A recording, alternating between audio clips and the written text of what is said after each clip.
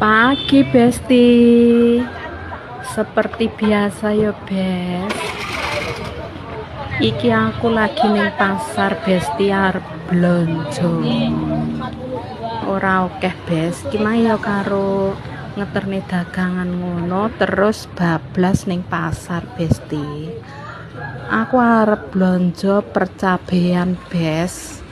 Yo cabe rawit, yo cabe tampar, yo cabe abang. Lombok abang gede ngono lho, Bes. Ya sithik-sithik ning pepak ngono lho, Besti. Piye, Bes?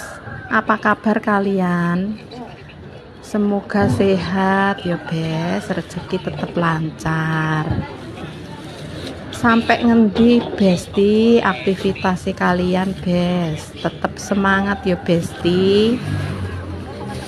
Jangan lupa sarapan.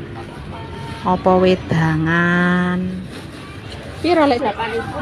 Mergane yo sebelum aktivitas ki lek wis sarapan kan tambah semangat yo tambah luancar ngono to Bes.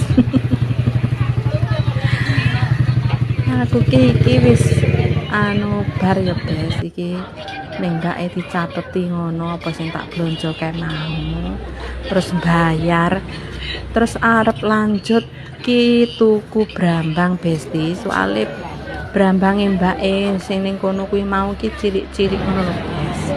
Aku golekanku sing sedongan ki garing. Ya iki aku nemu ning kene iki ning gone Yon sekilo. Wis tuku sithik meneh sekilo pras cukup Bes.